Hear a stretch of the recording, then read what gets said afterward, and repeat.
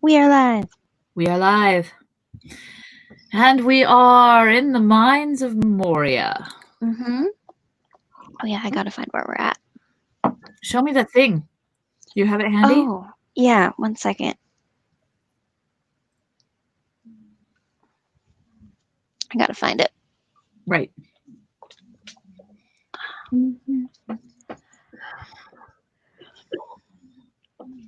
I've actually made some progress on it since the last time you saw it. For context, for everyone watching along, last time we had a conversation about the Mines of Moria and how they would really be more like a city. And it kind of stuck in my head. So I'm drawing what they would look like. And then the plan was to then like wreck it and make it all post-apocalyptic and put the Fellowship in. But the more work I put into it, the harder it's going to be to do. I don't want to weather it. Exactly. Oh, nice. Yeah. So I decided. Yeah. I decided that this is the bread gate where they would bring in the wheat that they trade with like men downriver. So that's why there's wheat all over the background there. Of course there would be. They would be, yeah. Why not? They've got thousands of years to do this. They would have totally decored it up. Yeah, I mean, at the Holland Gate. Yeah, exactly. They're craftsmen. They would have made it cool. That's also why I put Durin's shield right here. Nice. And then I put some little street lamps on the hallway that goes back to the back. I want to do something over these doors, but I haven't figured out what yet. Right. And the lamps would make sense. Like, and empty lamps would be so much more dark than lack of lamps. Psychologically. Yeah, or broken lamps. I don't think you'll be able to tell because they're so small if they're broken. But like this stairway back here with the little chains on the sides. Yeah. I'm going to take out one of the posts of that and just have the chain hanging down. Awesome. Interesting way to do it. And they talk about how it was filled with light and music, but they never show any light sources. So it's like, yes, there would have been part of the infrastructure would be lamps. Yeah, I was going to put a window over the stairs in the back, but then I couldn't figure out where it would be going or what it would look like. And there's no door off the hallway where they would where the wheat comes in. So having a room right there doesn't really make sense spatially. Storage or a place for the gate guard to sleep when they're not on shift, maybe? Not logistically why there would be a room there, just like physically how there would be a room there. Oh. Like I tried drawing a door into the wall and it looked bad, so. Well, we are Dum.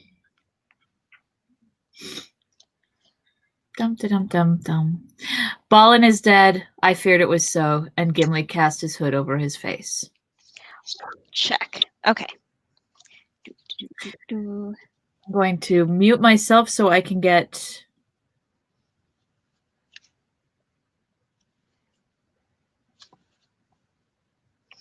paintbrushes is the word that was muted at the end of that sentence. For anyone who was wondering. No, I was getting my tablet up onto the place where I put it. Oh. I thought it was paintbrushes. Anyways, chapter 5, The Bridge of Khazad-dûm.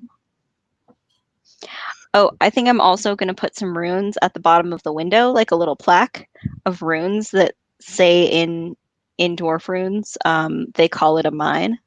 I love it. Yes. Oh, remember the Viking runes that we always used as kids aren't quite Tolkien runes. They've got some letters. Yes, I know. Yeah, okay, you're good. You're good. I forget that. So this ain't my first rodeo. Okay, I'll be right back with I finished the green period. Nice. I'm working on the brown one now, so I'll be bringing down Radon and probably Cesium, so that I can work on 2 at once. I'll be right back. Sounds like a plan. I'll be reading and also thinking about What a great idea it sounds like to be in a windowless basement with radon and cesium.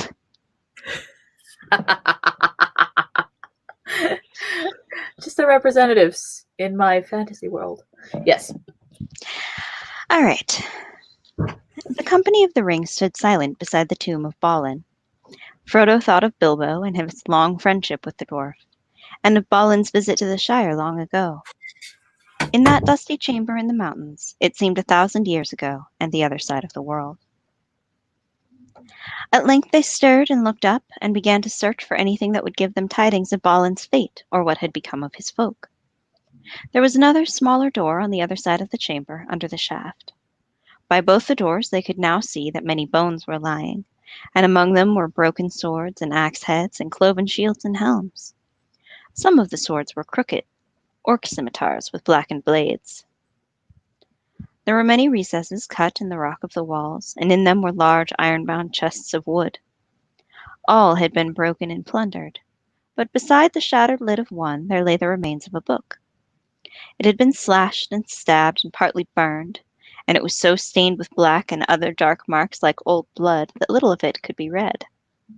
Gandalf lifted it carefully, but the leaves crackled and broke as he laid it on the slab. He pored over it for some time without speaking. Frodo and Gimli, standing at his side, could see, as he gingerly turned the leaves, that they were written by many different hands, in runes both of Moria and of Dale, and here and there in Elvish script. At last Gandalf looked up. "It seems to be a record of the fortunes of Balin's folk," he said. "I guess that it began with their coming to Dimrill Dale nigh on 30 years ago. The pages seem to have numbers referring to the years after their arrival. The top page is marked 1-3, so at least 2 are missing from the beginning. Listen to this. We drove out orcs from the great gate and guard. I think. The next word is blurred and burned, probably room. We slew many in the bright, I think, sun in the dale. Floy was killed by an arrow. He slew the great. Then there is a blur, followed by Floy under grass near Mirrormere. The next line or two I cannot read. Then comes, we have taken the 21st hall of North End to dwell in. There is, I cannot read what. A shaft is mentioned. Then Balin has set up his seat in the chamber of Mazarbul." "The chamber of records," said Gimli. "I guess that is where we now stand."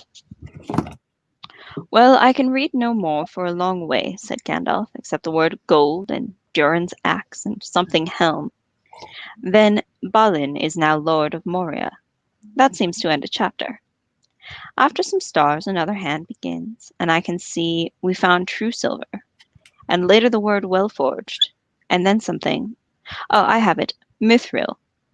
And the last 2 lines, Owen to seek for the upper armories of Third Deep. Something go westwards, a blur, to Hollin Gate." Gandalf paused and set a few leaves aside. "There are several pages of the same sort. Rather hastily written and much damaged," he said. "But I can make little of them in this light. Now there must be a number of leaves missing, because they begin to be numbered 5, the 5th year of the colony, I suppose. Let me see. No, they are too cut and stained. I cannot read them. We might do better in the sunlight. Wait, here is something. A large, bold hand using Elvish script." "That would be Ori's hand," said Gimli, looking over the wizard's arm. "He could write well and speedily, and often used the Elvish characters." "I fear he had ill tidings to record in a fair hand," said Gandalf. "The first clear word is sorrow, but the rest of the line is lost, unless it ends in estre. Yes, it must be yestre, followed by day being the 10th of November. Balin, Lord of Moria, fell in Dimrill Dale. He went alone to look in Mirrormere. An orc shot him from behind a stone. We slew the orc, but many more, up from east up the Silverlode. The remainder of the page is so blurred that I can hardly make anything out, but I think I can read, we have barred the gates, and then can hold them long if, and then perhaps horrible and suffer. Poor Balin, he seems to have kept the title that he took for less than 5 years. I wonder what happened afterwards. but there is no time to puzzle out the last few pages. Here is the last page of all. He paused and sighed. It is grim reading, he said. I fear their end was cruel. Listen. We cannot get out. We cannot get out. They have taken the bridge and second hall. Farrar and Loney and Nally fell there. Then there are 4 lines smeared so that I can only read went 5 days ago. The last lines run, the pool is up to the wall at Westgate. The watcher in the water took Oin. We cannot get out. The end comes. And then drums. Drums in the deep. I wonder what that means. The last thing written is in a trailing scroll of elf letters. What now? I'm very tired. They are coming. There is nothing more. Gandalf paused and stood in silent thought. A sudden dread and a horror of the chamber fell on the company. We cannot get out, muttered Gimli. It was well for us that the pool had sunk a little, and that the watcher was sleeping down at the southern end. Gandalf raised his head and looked round. They seem to have made a last stand by both doors, he said, but there were not many left by that time. So ended the attempt to retake Moria. It was valiant but foolish. The time is not come yet. Now I fear we must say farewell to Balin, son of Fundin. Here he must lie in the halls of his fathers. We will take this book, the Book of Mazarbul, and look at it more closely later. You had better keep it, Gimli, and take it back to Dane if you get the chance. It will interest him, though it will grieve him deeply. Come, let us go. The morning is passing. Which way shall we go? Asked Boromir. Back to the hall, answered Gandalf. But our visit to this room has not been in vain. I now know where we are. This must be, as Gimli says, the chamber of Mazarbul, and the hall must be the 21st of the north end. Therefore, we should leave by the eastern arch of the hall, and bear right and south, and go downwards. The 21st hall should be on the 7th level, that is 6 above the level of the gates. Come now, back to the hall. Gandalf had hardly spoken these words, when there came a great noise, a rolling boom that seemed to come from depths far below, and to tremble in the stone at their feet. They sprang towards the door in alarm. Doom, doom, it rolled again, as if huge hands were turning the very caverns of Moria into a vast drum. And then there came an echoing blast. A great horn was blown in the hall, and answering horns and harsh cries were heard further off. There was a hurrying sound of many feet. They are coming, cried Legolas. We cannot get out, said Gimli. Trapped, cried Gandalf. Why did I delay? Here we are, caught just as they were before. But I was not here then. We will see what... Doom, doom, came the drum beat, and the walls shook. Slam the doors and wedge them, shouted Aragorn, and keep your packs on as long as you can. We may have a chance to cut our way out yet. No, said Gandalf. We must not get shut in. Keep the east door ajar. We will go that way if we get a chance. Another harsh horn call and shrill cries rang out. Feet were coming down the corridor. There was a ring and clatter as the company drew their swords. Glamdring shone with a pale light, and Sting glinted at the edges. Boromir set his shoulder against the western door. Wait a moment. Do not close it yet, said Gandalf. He sprang forward to Boromir's side and drew himself up to his full height. Who comes hither to disturb the rest of Balin, Lord of Moria? He cried in a loud voice. There was a rush of hoarse laughter like the fall of sliding stones into a pit. Amid the clamor, a deep voice was raised in command. Doom, boom, doom, went the drums in the deep.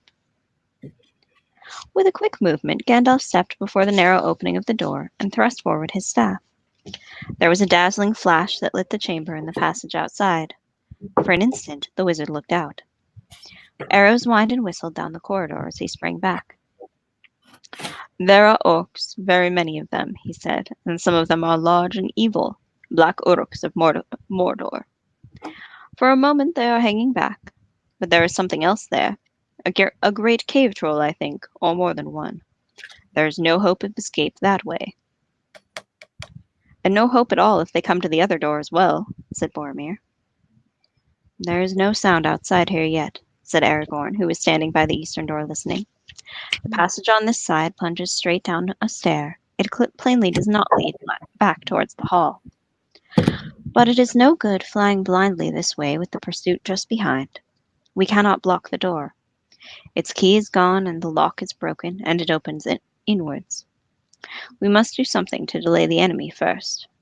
We will make them fear the chamber of Mazarbul, he said grimly, feeling the edge of his sword, Anduril. Time to make legends, boys! Yeah. Orc's mothers and future generations will be like, brush your teeth or I'll put you in the chamber of Mazarbul. Do orcs have moms? I feel like they don't. They totally don't, no. They are bred in I don't know what. Gross mud pits, as I recall. Well, I mean, the movie made that up because I don't think it's ever addressed. Tolkien was very naive when it came to that sort of thing, I think. Not that he didn't know about it, just that he didn't have any interest in including it in his world. Like, kind of like when no one ever goes to the bathroom. And I'm not saying it would need to be explicit and gross. I'm just saying no one ever even just says, I need to head into these bushes for a minute, or... Well, yeah, no one says that in books in general. Like, we usually cut those parts out. But many books do include moms. Yes. But the process of making fresh orcs is not one that he had any interest in sharing.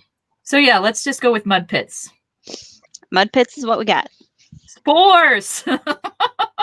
Oh, orcs are a fungus. Gross. Blurg. Okay. Blurg. Fear the chamber. Heavy feet were heard in the corridor. Boromir flung himself against the door and heaved it too. Then he wedged it with broken sword blades and splinters of wood. The company retreated to the other side of the chamber, but they had no chance to fly yet. There was a blow on the door that made it quiver, and then it began to grind slowly open, driving back the wedges. A huge arm and shoulder with a dark skin of greenish scales was thrust through the widening gap. Then a great, flat, toeless foot was forced through below. There was a dead silence outside. Boromir leaped forward and hewed at the arm with all his might. But his sword rang, glanced aside, and fell from his shaken hand. The blade was notched. Suddenly, and to his own surprise, Frodo felt a hot wrath blaze up in his heart. You broke his sword! Bah! The Shire! He cried, and springing beside Boromir, he stooped and stabbed with sting at the hideous foot. There was a bellow, and the foot jerked back, nearly wrenching sting from Frodo's arm. Black drops dripped from the blade and smoked on the floor. Boromir hurled himself against the door and slammed it again. One for the Shire, cried Aragorn. The hobbit's bite is deep. You've a good blade, Frodo, son of Drogo. There was a crash on the door, followed by crash after crash. Rams and hammers were beating against it. It cracked and staggered back, and the opening grew suddenly wide. Arrows came whistling in, but struck the northern wall and fell harmlessly to the floor. There was a horn blast and a rush of feet, and orcs, one after another, leaped into the chamber. How many there were, the company could not count. The affray was sharp, but the orcs were dismayed by the fierceness of the defense. Legolas shot two through the throat. Gimli hewed the legs from under another that had sprung up on Balin's tomb. Boromir and Aragorn slew many. When 13 had fallen, the rest fled shrieking, leaving the defenders unharmed, except for Sam, who had a scratch along his scalp. A quick duck had saved him, and he had felled his orc, a sturdy thrust with his barrow blade. A fire was smoldering in his brown eyes that would have made Ted Sandyman step backwards if he had seen it. I feel like this is the moment when Sam starts to become a badass. Right. It's always been awesome, but it's a growing moment.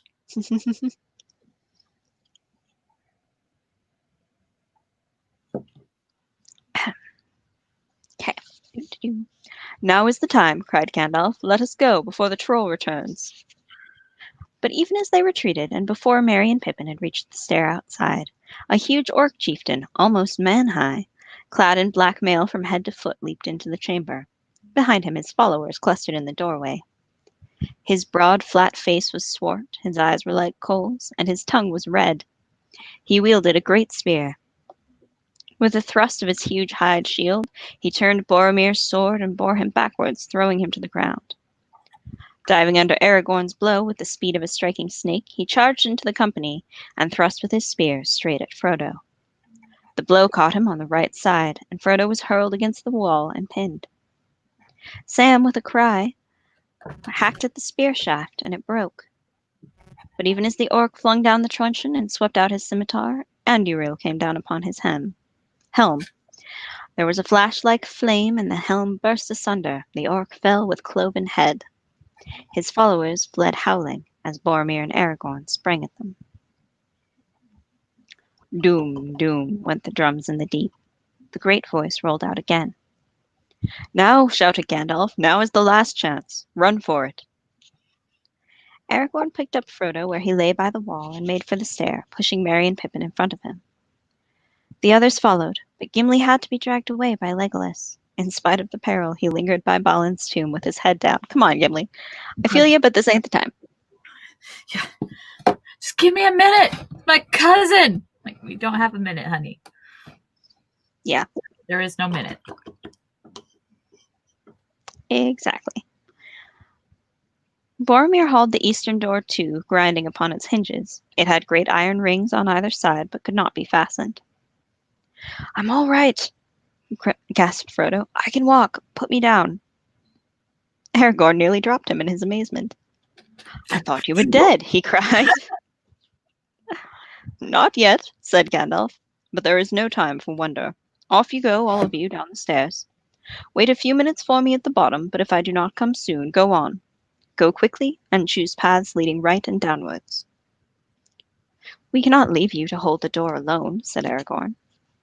Do as I say, Gandalf said fiercely. Swords are no more use here. Go. The passage was lit by no shaft and was utterly dark. They groped their way down a long flight of steps and then looked back, but they could see nothing except high above them the faint glimmer of the wizard's staff. He seemed to be still standing on guard by the closed door. Frodo breathed heavily and leaned against Sam, who put his arms about him. They stood peering up the stairs into the darkness. Frodo thought he could hear the voice of Gandalf above, muttering words that ran down the sloping roof with a sighing echo. He could not catch what was said. The walls seemed to be trembling. Every now and again the drum beats throbbed and rolled. Doom, doom. Suddenly, at the top of the stair, there was a stab of white light. Then there was a dull rumble and a heavy thud. The drum beats broke out wildly. Doom boom, and then stopped. Gandalf came flying down the steps and fell to the ground in the midst of the company. Well, that's over, said the wizard, struggling to his feet. I have done all that I could, but I have met my match and have nearly been destroyed. But don't stand here, go on. You will have to do without light for a while. I am rather shaken. Go on, go on. Where are you, Gimli? Come ahead with me. Keep close behind, all of you. They stumbled after him, wondering what had happened. Which, maybe we're going to get there, but... Oh, wait. We are going to get there. Never mind, I'm about to be ruled if I say, what the hell did happen? Doom, doom, went the drum beats again. They now sounded muffled and far away, but they were following. There was no other sound of pursuit, neither tramp of feet nor any voice. Gandalf took no turns, right or left. The passage seemed to be going in the direction that he desired. Every now and again it descended a flight of steps, 50 or more, to a lower level. At the moment that was their chief danger, for in the dark they could not see a descent until they came on it, and put their feet out into emptiness. Gandalf felt the ground with his staff like a blind man.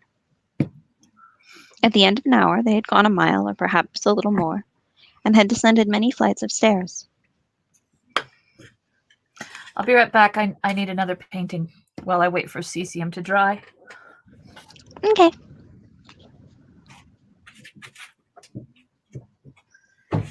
There was still no sound of pursuit. Almost they began to hope that they would escape. At the bottom of the 7th flight, Gandalf halted. "It is getting hot," he gasped. "We ought to be down at least to the level of the gates by now. Soon I think we should look for a left-hand turn to take us east. I hope it is not far. I am very weary. I must rest here a moment, even if all the orcs ever spawned are after us." Gimli took his arm and helped him down to a seat on the step.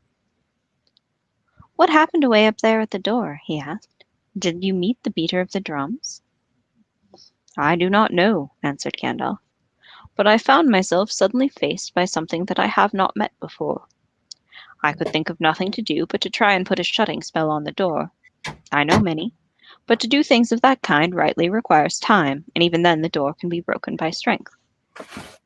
As I stood there, I could hear the orc voices on the other side. At any moment I thought they would burst it open. I could not hear what was said. They seemed to be talking in their own hideous language. All I caught was gash, that is, fire. Then something came into the chamber. I felt it through the door, and the orcs themselves were afraid and fell silent. It laid hold of the iron ring, and then it perceived me and my spell. What it was I cannot guess, but I have never felt such a challenge. The counterspell was terrible. It nearly broke me. For an instant the door left my control and began to open. I had to speak a word of command, and that proved too great a strain. The door burst in pieces. Something dark as a cloud was blocking out all the light inside, and I was thrown backwards down the stairs. All the wall gave way, and the roof of the chamber as well, I think. I am afraid Balin is buried deep, and maybe something else is buried there too. I cannot say. But at least the passage behind us was completely blocked. Ah, I have never felt so spent, but it is passing. And now what about you, Frodo? There was not time to say so, but I have never been more delighted in my life than when you spoke. I feared that it was a brave but dead hobbit that Aragorn was carrying." "What about me?" said Frodo. "I am alive, and whole, I think. I am bruised and in pain, but it is not too bad." "Well," said Aragorn, "I can only say that hobbits are made of a stuff so tough that I have never met the like of it. Had I known, I would have spoken softer in the Ynit Bree. That spear thrust would have skewered a wild boar." "Well, it did not skewer me, I'm glad to say," said Frodo, "though I feel as though I had been caught between a hammer and an anvil." He said no more. He found breathing painful. "You take after Bilbo," said Gandalf. "There is more about you than meets the eye, as I said of him long ago." Frodo wondered if the remark meant more than it said. Yes, it did. Yeah. Gandalf They now went on figured again. It out. Before long, Gimli spoke. He had keen eyes in the dark. "I think," he said, "that there is a light ahead, but it is not daylight. It is red. What can it be?" "Gosh," muttered Gandalf. "I wonder if that is what they meant, that the lower levels are on fire. Still, we can only go on." Soon the light became unmistakable and could be seen by all. It was flickering and glowing on the walls away down the passage before them. They could now see their way. In front the road sloped down swiftly, and some way ahead there stood a low archway. Through it the growing light came. The air became very hot. When they came to the arch, Gandalf went through, signing to them to wait. As he stood just beyond the opening, they saw his face lit by a red glow. Quickly he stepped back. "There is some new devilry here," he said, "devised for our welcome, no doubt. But I know now where we are. We have reached the first deep, the level immediately below the gates. This is the second hall of Old Moria, and the gates are near, away beyond the eastern end, on the left, not more than a quarter of a mile. Across the bridge, up a broad stair, along a wide road, through the first hall, and out. But come and look." They peered out. Before them was another cavernous hall. It was loftier and far longer than the one in which they had slept. They were near its eastern end. Westward it ran away into darkness. Down the center stalked a double line of towering pillars. They were carved like boles of mighty trees, whose boughs upheld the roof with a branching tracery of stone. Their stems were smooth and black, but a red glow was darkly mirrored in their sides. Right across the floor, close to the feet of two huge pillars, a great fissure had opened. Out of it a fierce red light came, and every now and again flames licked at the brink, and curled about the bases of the columns. And at the Wisps- sides of my face, heaving breaths. Wisps of dark smoke wavered in the hot air. If we had come by the main road down from the upper halls, we should have been trapped here, said Gandalf. Let us hope that the fire now lies between us and pursuit. Come, there is no time to lose. Even as he spoke, they heard again the pursuing drumbeat. Doom, doom, doom. Away beyond the shadows at the western end of the hall, there came cries and horn calls. Doom, doom. The pillars seemed to tremble, and the flames to quiver. Now for the last race, said Gandalf. If the sun is shining outside, we may still escape. After me. He turned left and sped across the smooth floor of the hall. The distance was greater than it had looked. As they ran, they heard the beat and echo of many hurrying feet behind. A shrill yell went up. They had been seen. There was a ring and clash of steel. The arrow whistled over Frodo's head. Boromir laughed. They did not expect this, he said. The fire has cut them off. We are on the wrong side. Look ahead, called Gandalf. The bridge is near. It is dangerous and narrow. Suddenly Frodo saw before him a black chasm. At the end of the hall the floor vanished and fell to an unknown depth. The outer door could only be reached by a slender bridge of stone without curb or rail that spanned the chasm with one curving spring of 50 feet. It was an ancient defense of the dwarves against any enemy that might capture the first hall and the outer passages. They could only pass across it in single file. At the brink, Gandalf halted, and the others came up in a pack behind. Lead the way, Gimli, he said, Pippin and Merry next. Straight on and up the stair beyond the door. Arrows fell among them. One struck Frodo and sprang back. Another pierced Gandalf's hat and stuck there like a black feather. Frodo looked behind. Beyond the fire he saw swarming black figures. There seemed to be hundreds of orcs. They brandished spears and scimitars which shone red as blood in the firelight. Doom, doom, rolled the drumbeats, growing louder and louder. Doom, doom. Legolas turned and set an arrow to the string, though it was a long shot for his small bow. He drew, but his hand fell, and the arrow slipped to the ground. He gave a cry of dismay and fear. 2 great trolls appeared. They bore great slabs of stone and flung them down to serve as gangways over the fire. But it was not the trolls that had filled the elf with terror. The ranks of the orcs had opened, and they crowded away as if they themselves were afraid. Something was coming up behind them. What it was could not be seen. It was like a great shadow, in the middle of which was a dark form, of man shape may be, yet greater. And a power and terror seemed to be in it and to go before it. It came to the edge of the fire, and the light faded as if a cloud had bent over it. And then with a rush, it leaped across the fissure. The flames roared up to greet it and breathed about it, and a black smoke swirled in the air. Its streaming mane kindled and blazed behind it. In its right hand was a blade like a stabbing tongue of fire. In its left it held a whip of many thongs. I, wailed Legolas. A Balrog has come. Gimli stared with wide eyes. Durin's bane, he cried, and letting his axe fall, he covered his face. A Balrog, muttered Gandalf. Now I understand. He faltered and leaned heavily on his staff. What an evil fortune, and I am already weary. The dark figure, streaming with fire, raced towards them. The orcs yelled and poured over the stone gangways. Then Boromir raised his horn and blew. Loud the challenge rang and bellowed, like the shout of many throats under the cavernous roof. For a moment the orcs quailed, and the fiery shadow halted. Then the echoes died as suddenly as a flame blown out by a dark wind, and the enemy advanced again. "Over the bridge!" cried Gandalf, recalling his strength. "Fly! This is a foe beyond any of you. I must hold the narrow way. Fly!" Aragorn and Boromir did not heed the command, but still held their ground side by side, behind Gandalf at the far end of the bridge. The others halted just within the doorway at the hall's end and turned, unable to leave their leader to face the enemy alone. The Balrog reached the bridge. Gandalf stood in the middle of the span, leaning on the staff in his left hand, and in his other hand Glamdring gleamed, cold and white.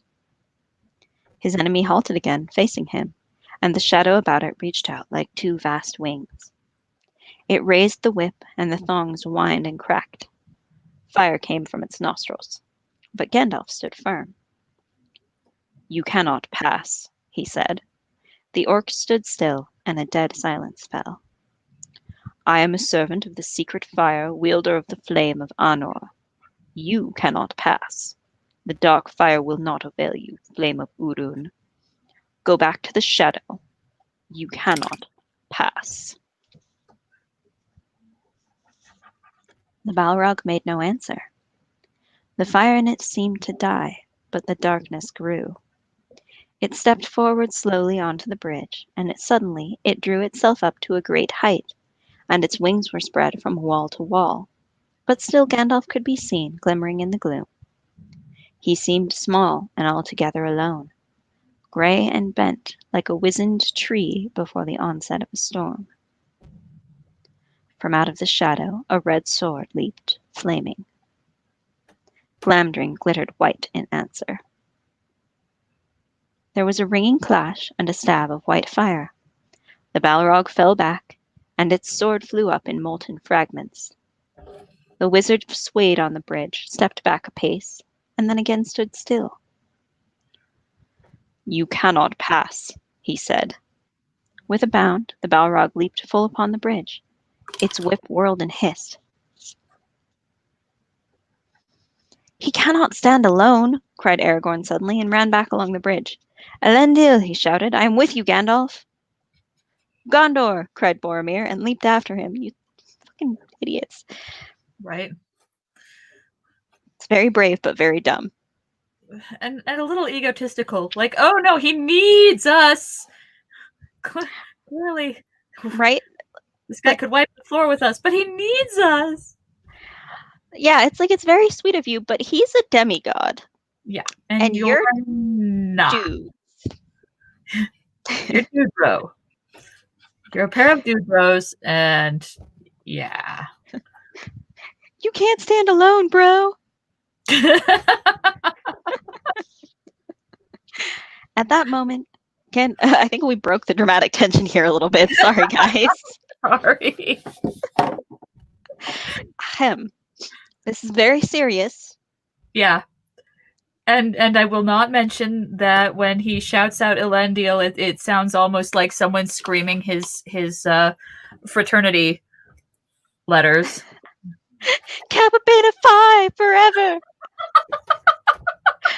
But if your fraternity was just the name of your grandfather also. Oh, great.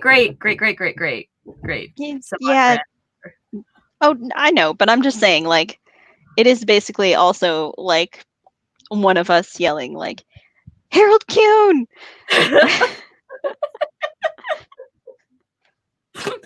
I am with you, bro. Phi Beta Kappa Grandpa. All right, dramatic tension established. Let's keep going. Yeah. Doing terrific. At that moment. Oh God, and Boromir with his hometown. Phi Beta Kappa Grandpa! Yeah, Colorado Springs!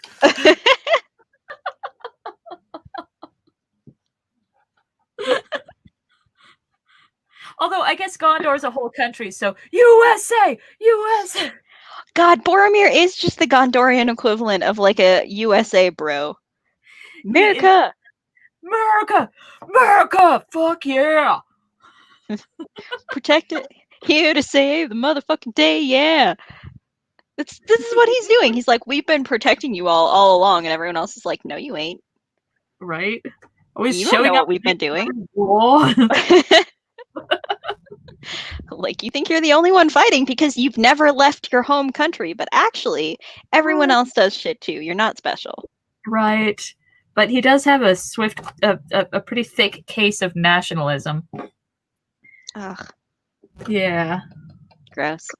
So Anyway, anti-nationalist statement with his character. indeed. Nationalism is bad, friends. Countries Yes. are fake. Yes. So anyway, we're fighting a Balrog. We are. Gandalf's on the bridge. It's very scary. He broke the Balrog's sword. Yes. The whip has come out. The whip is out. Running. The bridge is thin. The people are worried. The drums are rolling. Yes, so that's where we are. At that moment, Gandalf lifted his staff, and crying aloud, he smote the bridge before him. The staff broke asunder and fell from his hand. A blinding sheet of white flame sprang up. The bridge cracked. Right at the Balrog's feet, it broke, and the stone upon which it stood crashed into the gulf, while the rest remained poised, quivering like a tongue of rock thrust out into emptiness. With a terrible cry, the Balrog fell forward, and its shadow plunged down and vanished. But even as it fell, it swung its whip, and the thongs lashed and curled about the wizard's knees, dragging him to the brink. He staggered and fell, grasping vainly at the stone, and slid into the abyss. "Fly, you fools!" he cried, and was gone. Okay, so damn it. I know it's necessary for the story for him to fall. And I know I've read it 150 times, so it shouldn't be a big deal for me. But I shit you not, every time I get to that point and like they're running and the orcs are trapped on the other side and they're like, just another 100 yards and we're free. Every time I'm like, maybe Gandalf will make it this time. Yeah, that whole just another 100 yards to go is like the guy in the cop show or in the cop movie who's like, this is my, or the heist movie or whatever, who's like, this is my last job, retirement. Yep. I was 3 days from retirement, man. Oh, it just, yeah, it breaks my heart every time. Even though I know he's coming back, it's just, oh, man. And he breaks his staff. Mm-hmm. Like sacrificing your biggest magical item to protect your party. Yeah. Well, and like, it has a lot of weight also in the book because you already know he's exhausted. Like, he already fought the Balrog once, not knowing what it was, and won, but like completely wiped himself out. Yeah. And then it comes up again, and like the part where that I feel like is the moment that really gets me is when he goes, "Ah, a Balrog. Now I understand." And he's just like, he knows in that moment he is not making it. Fuck. Yeah. Like, that's why he tells them all to go ahead, because he knows he's gonna die. Right? But even that he knows it, and I'm like, maybe he won't this time. And he wouldn't come back as Gandalf the White. He wouldn't have all the Deus Ex Machina knowledge that he has when he comes, like, all of that's super important. He needs to fall, and I'm still rooting for him. Yeah. Anyway.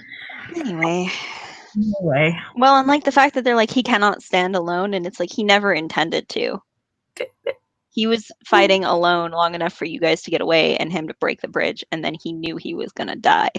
Right. Doing it. Like, because like even if the Balrog, like even if the whip hadn't gotten him, breaking his staff, he would have been so incredibly tired.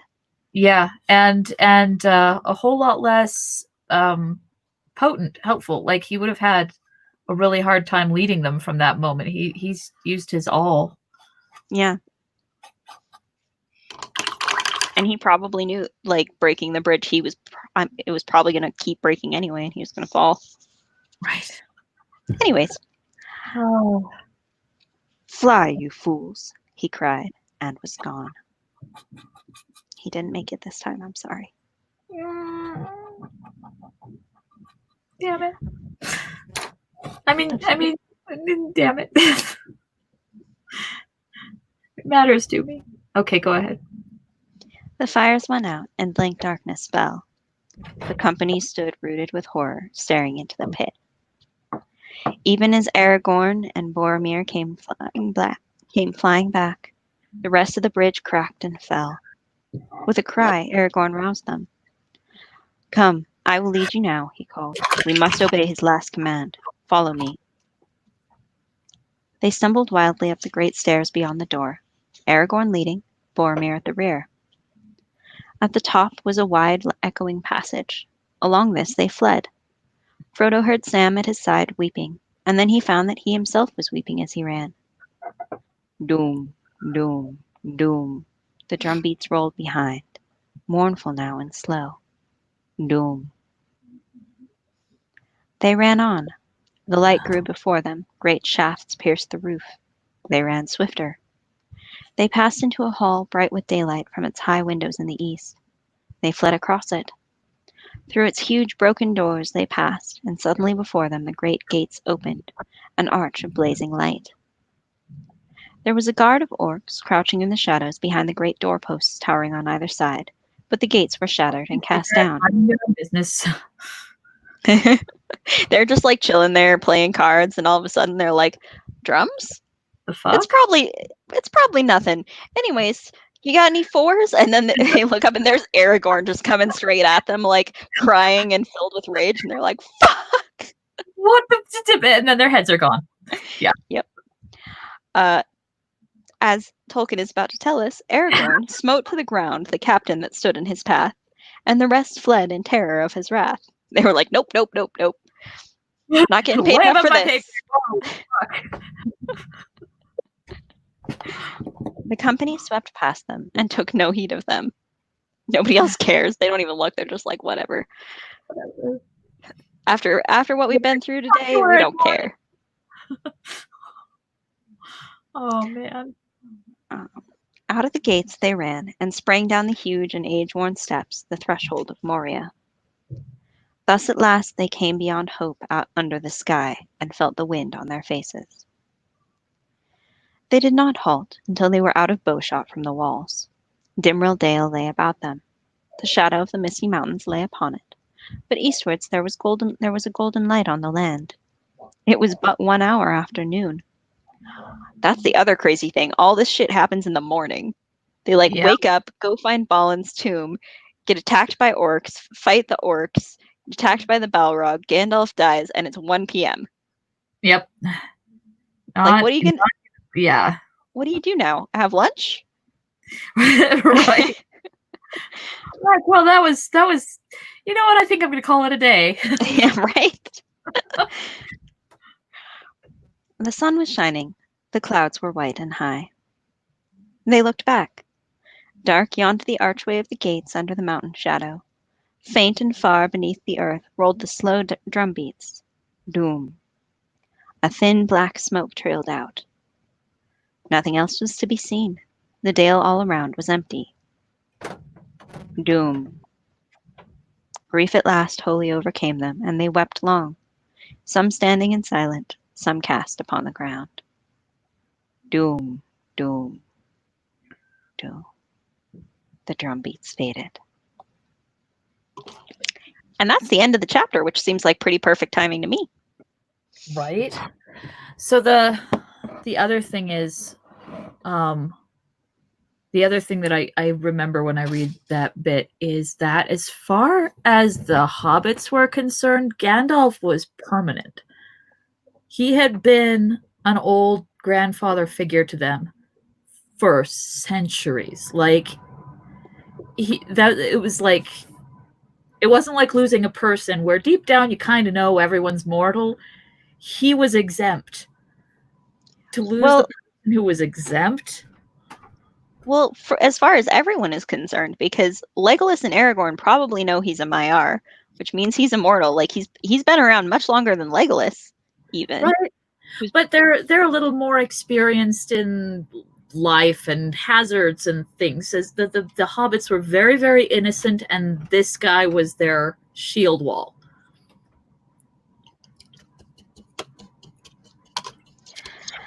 Well, as long as Gandalf, it will probably be all right. That was the unspoken. Yeah. I didn't realize we were going to get all the way to the Balrog today, and I think the name of this episode is Everything is Probably Okay, which is much more painfully ironic than I intended. We're okay. It's okay.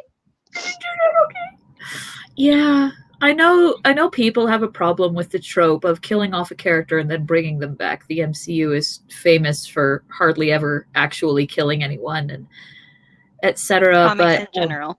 Yeah, comics in general. There's a whole lot of fiction that'll do that, and Tolkien gets a pass. Gandalf needs to come back. If he had stayed dead, I would be the saddest person in the world right now. But I mean, hyperbolically. Indeed. All right, I'm going to go make some breakfast, and I will see you on Friday. Yay, Friday. I love you. I love you too. Cuidado. Veamos. Bye.